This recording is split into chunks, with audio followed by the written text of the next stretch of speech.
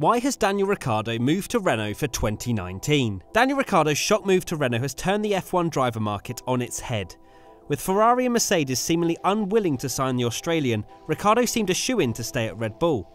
That was until it was announced that Ricciardo has signed with Renault on a 2-year deal partnering Nico Hülkenberg. So why is Ricciardo moving from a race-winning team and signing for Renault, who are some 141 points behind Red Bull in the World Championship?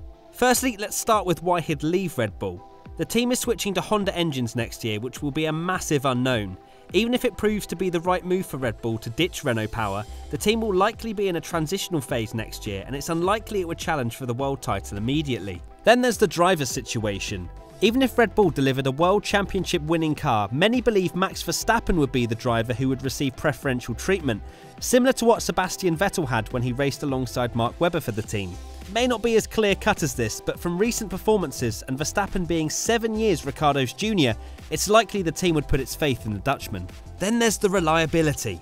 Red Bull is known to push engineering to the absolute limit, and while some say the Renault power unit is at fault, there's no guarantee that Honda would be any better, especially when you think what happened during Honda's 3-year spell with McLaren. Now onto Renault. Renault has set its sights on being championship contenders in 2020, so Ricciardo is definitely looking at the bigger picture.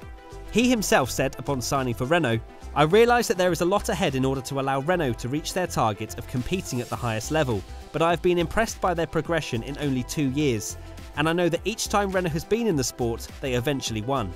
With Renault being a manufacturer team, it should have the budget and resources to compete with Ferrari and Mercedes. And with engine regulations in 2021 still likely to favour works teams, Renault could and should be in a prime position to capitalise. And if Renault was to deliver a championship winning car, it's likely the team would favour Daniel Ricciardo due to the fact he's a proven race winner, and while Nico Hülkenberg is regarded as a serious talent, the German is still yet to win a race or even score a podium. Let's also not forget how many people slated Lewis Hamilton for moving from the proven race winners McLaren to the unfavoured Mercedes team, and look how that turned out. But then again, it could prove to be more Alonso-esque if Red Bull start challenging for the world title with Honda. Do you think Ricciardo has made the right move joining Renault for 2019? Let us know in the comments section below.